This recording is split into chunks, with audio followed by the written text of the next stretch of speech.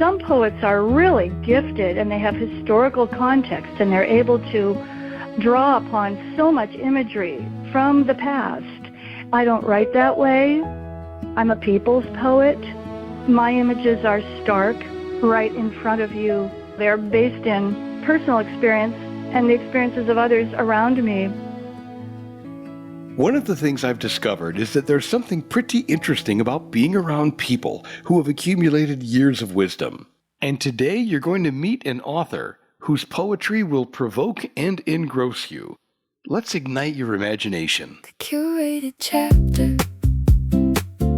stories worth knowing, hand-selected voices, fascinating people, hidden stories with Sam Humans.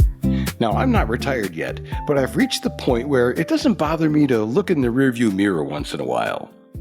And I recently became aware of a writer by the name of R.A. Scanzillo, and she wrote a book called Unsolicited, Short Words and Random Chapters from a Latent Boomer. The title intrigued me, so I think you're going to enjoy meeting her, and this is the best way to do it, because she will be the first one to admit she's not particularly good at parties.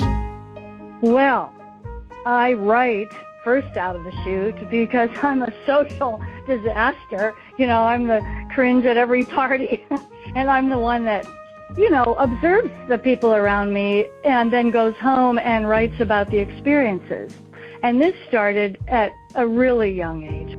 You don't always have to be the first one into the sandbox. Waiting is not a bad quality to have. You can learn a lot from watching people. Ruth Ann says her love of writing started when she was barely able to read. I was 4 or 5, and I wanted to write my first story, and I asked my mother how to spell the words so I could get them on the page. And my father was a storyteller, and he had quite a life, and he would captivate us at the kitchen table. So I've been writing as long as I can remember. And she never stopped. Ruth Ann went on to become a professional musician and music teacher, all the while continuing to write poems, stories, essays, and observations about people and relationships and her own life, which can get rather personal. She says she grew up in a strict religious household, and eventually she had to find her own way. I have to say at the outset, this is a testament to the life of one boomer woman who was raised a little bit differently. I didn't really come of age like the other girls around me. I was not liberated sexually at the age of whatever. I was watching the world go by around me because my family raised me in a very sectarian Christian environment, and I had to sort of elbow my way out of that to find my voice. And I'm not defying God or, faith. I don't mean to imply that. It just means that I watched the world go by around me. She says the best way to describe her observational style is with the blob tree, an illustration created in the early 1980s by Pip Wilson and Ian Long. There's a cartoon drawing of all kind of people up in a tree, and some of them are at the very top, and some are hanging from a branch, and some are sitting in the tree. And they're all numbered. And number 1 is the person standing on the ground looking up at everybody else in the tree. Well, that's me. I've just been watching and listening and then documenting, and I just love the solitary art of writing. So keep that visual of a person standing underneath a tree full of other people living their lives, and let's open up her book, Unsolicited. There are documented experiences in these poems, because, a poem for me is a capsule. It's like a kernel of an emotional experience. And those capsules come in all shapes and sizes. Some are funny, some are dark, and some capture those little moments in life that most of us would probably let slip by unnoticed. Here's one of those moments. It's a poem she wrote, and it's called The Concert. The Concert.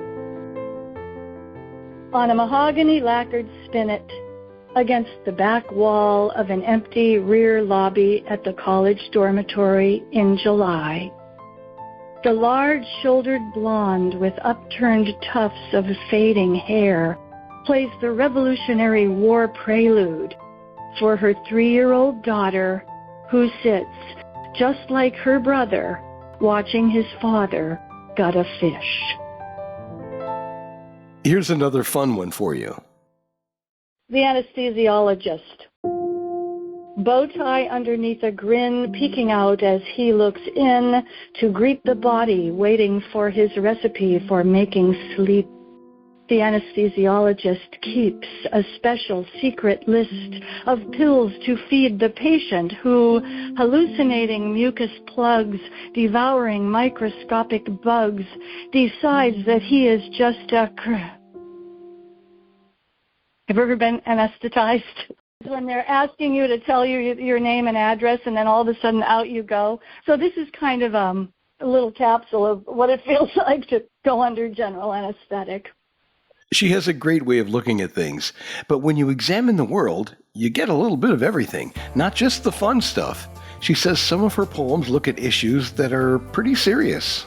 Some are really dark, and in fact, I address issues, life experiences that are troubling. Addiction is one of my themes. Relationships that don't work, relationships that we really try to save, and they don't. When you're my age, you kind of look back and you're looking at the totality thus far, and you have something to say. You can tell just from listening to her voice that she's a likable person with wisdom to share and some unique things to say, and she does it in a really relatable way. Her work gets you to think, and when you're reading poetry, I think that's important. I don't know if I'm wise, but I'll tell you, I think there is wisdom in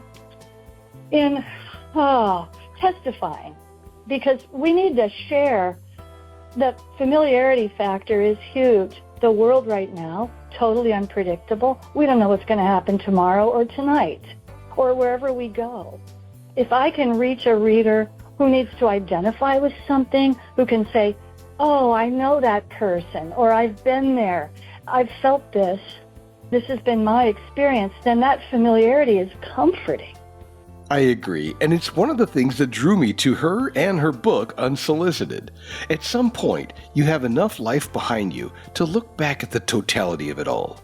The funny parts, the painful parts, the people you loved, and the mistakes you made, the things you figured out, and probably a few things that you still haven't. I hope they get encouraged and feel more fearless and are able to say to themselves, yeah, I recognize myself. I can go forward and with confidence. I hope that it gives the readers that kind of sense about themselves. The full title of the book is Unsolicited, Short Words and Random Chapters from a Latent Boomer by R.A. Scanzillo.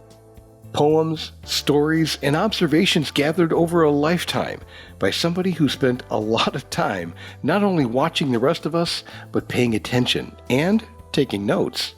Her book gives us the rare privilege to read those notes.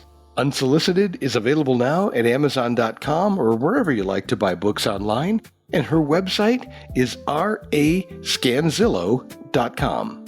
If you go to Amazon, be sure and read the reviews. One reviewer said, her mastery of the English language is breathtaking. I couldn't agree more. Thank you for listening to this edition of The Curated Chapter. I'm Sam Humans. The Curated Chapter. Stories worth knowing. Stories worth knowing. Hand-selected voices. Voices. Fascinating people. Hidden stories. Hidden stories with Sam Humans. Sam Humans. The Curated Chapter. Stories worth knowing.